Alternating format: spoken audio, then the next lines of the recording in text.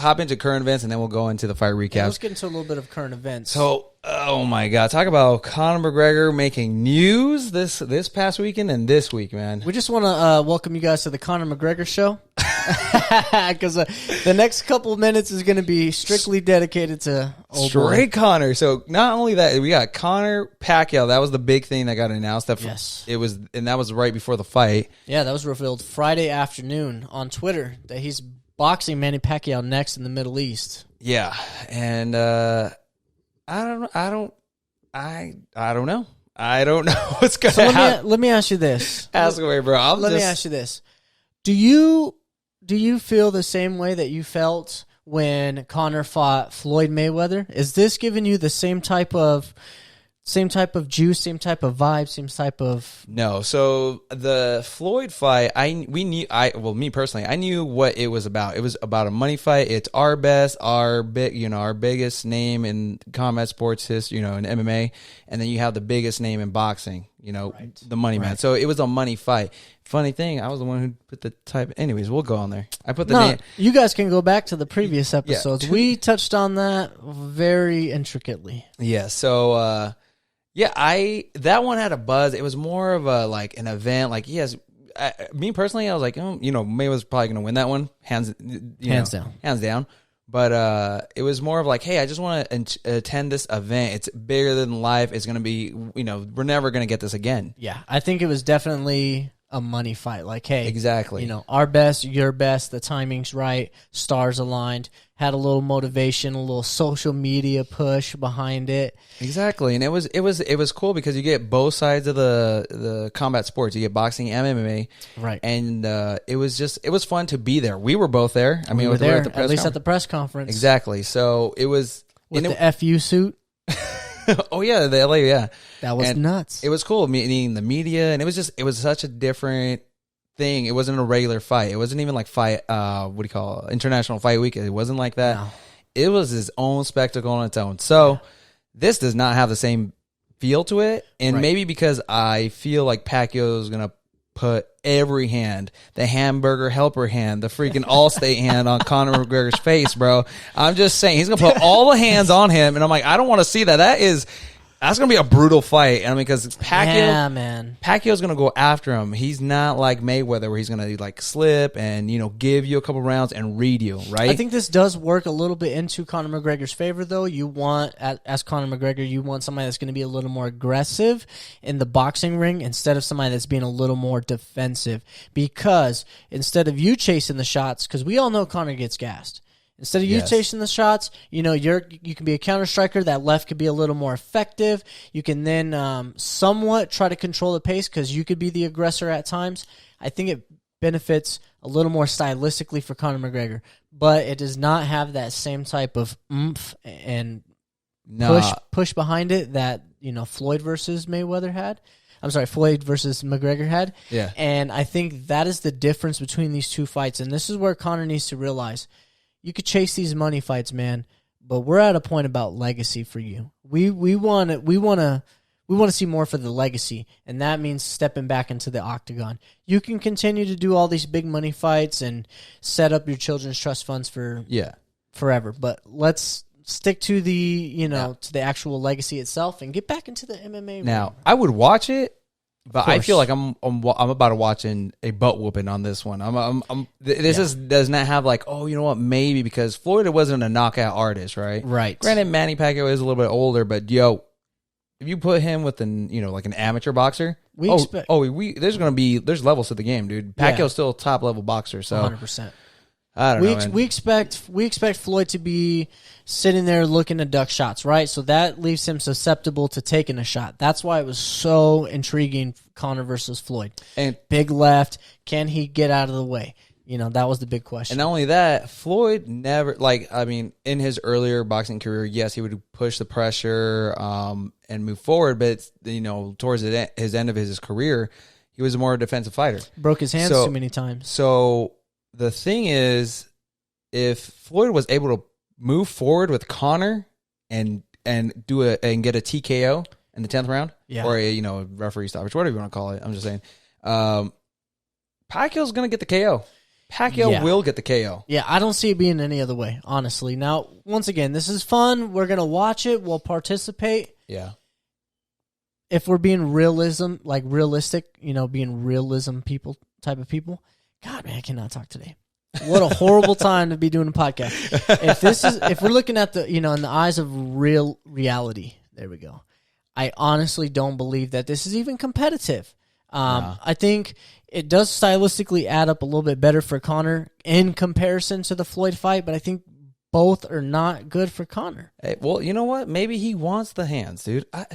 Bro, you're about to get all of them. I mean, you're gonna get them. Dude, we're in the middle of a pandemic. You're about to get them straight delivery from Amazon, signed by Manny Pacquiao, bro. In exchange for $300 million, all day. Oh, dude, all day. Dude, you give me you give me $1 million. I'll go in there with Pacquiao. True. Straight up. Maybe that's what it is. I mean, $1 million, I'll do it for less, bro. Well, I don't know. I don't want to lower the bar, because obviously we have a union going on here. We want to get ourselves paid, but I'll do it for less. Yeah, you give me $1 million, I'll freaking hop in with whoever. And 100,000. And I know for a fact, I'd be like, no, guys, I'm just doing it for the money. I know I'm going to get knocked out, guys. Straight up. You guys want to see someone get knocked out? You guys want to see a dead body? All right, what do you got? Okay, so here you go. And this is according to McGregor's manager, Adi Attar, who also represents Pacquiao. McGregor is in serious talks to fight the boxing legend. However, the fight isn't a done deal yet. Right. The McGregor-Pacquiao match would take place in late December or early January, Attar said. Now, my boy here, Alex, came up with the hashtag name already, and I wish that you can go and trademark it. I'm sure they're already on it. Oh, yeah, they're going to. Well, I said for the Mayweather-McGregor, that was going to be the money fight, but this one's going to be Mac Pack, right? It's got to be Mac Pack. Mac Pack, baby. It's got to be the Mac Pack. Has a ring to it. It's flush. It's smooth. OG, is it OG smooth? OG smooth certified? It's definitely certified, but I wouldn't say it's the OG smooth. All right, go ahead. But following that, on Friday, he revealed McGregor fighting Pacquiao in a boxing match was in fact one of the topics discussed with the UFC. And according to Attar, the UFC was on board with the idea. Of course they are. Yeah. Following the Pacquiao fight, Attar said the plan was for McGregor to return to the UFC in 2021. I'm sure that was pre-pandemic. Yeah. Well, I don't know. There's a whole bunch of tweets that have been going back and forth, and we're getting right into it because Dana was pissed at after the post-fight press conference this weekend that he broke man code. Yeah. And there is man code, but what Conor's saying is like, hey man, you're freaking lying. So let's go right into it. He said, I'm still interested in a fight with you somewhere down the line, Diego Sanchez, a true warrior and a pioneer of this sport. It would be my honor. Some journalists and promoters and their lack of respect for what the fighters put into the game make me sick. Things must change. This was Conor said. Yeah, code was broken when you lied to me about me turning down fights, mate. I said Justin in May, and you went in and said I did not want to fight. It's not about Diego. Diego was a filler to get more fights in. Also, you have been involved in Manny talks. The legal letters are there. Stop lying. And that was directly towards Dana White. Now, he touched on Diego Sanchez, and I couldn't believe it. And this was what Dana White says. Like, come on, you're ranked number 2 and 3, and you want to fight someone that's unranked.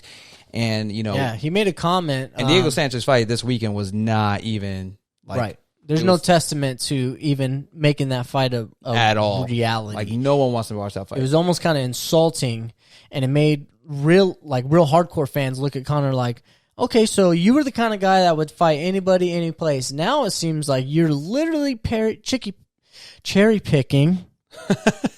Peter Piper pick a pepper pick. He's cherry picking, and he's looking for those easy money fights.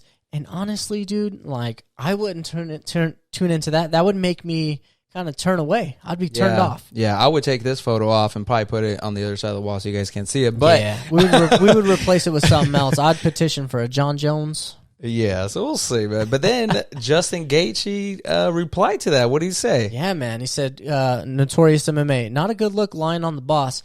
Anything to not look like a bitch. You had me in January. I was calling on you left and right and not a peep. My manager asked if I wanted you after Tony, but fuck you.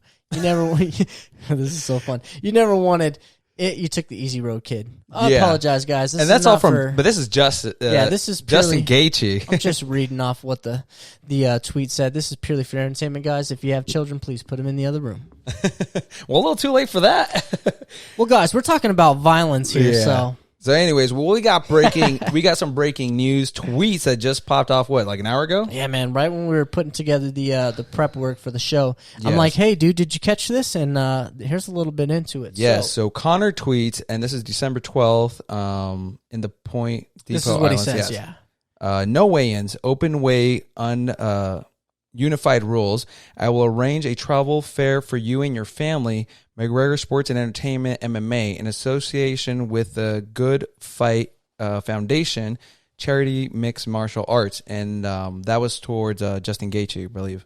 Not Justin Gaethje. This was Dustin Poirier. Yeah. So it looks like we might have mixed up the frame, but these are both from Connor. Yes, these are both from Connor. And what it started off was Connor replying to Dustin Poirier, "Hey, bro, you want to do an MMA charity fight? Zero to do with the UFC. I will donate $500,000 towards your charity for it.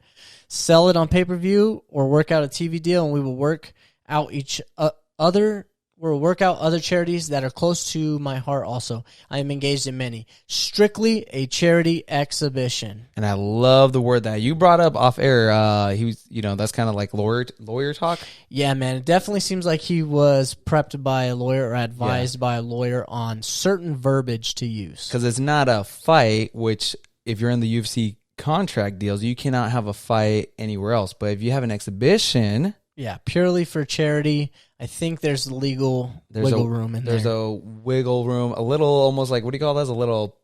loophole. Now, we don't provide legal advice. Let's just make that clear here, guys. But we definitely recommend to seek outside legal advice.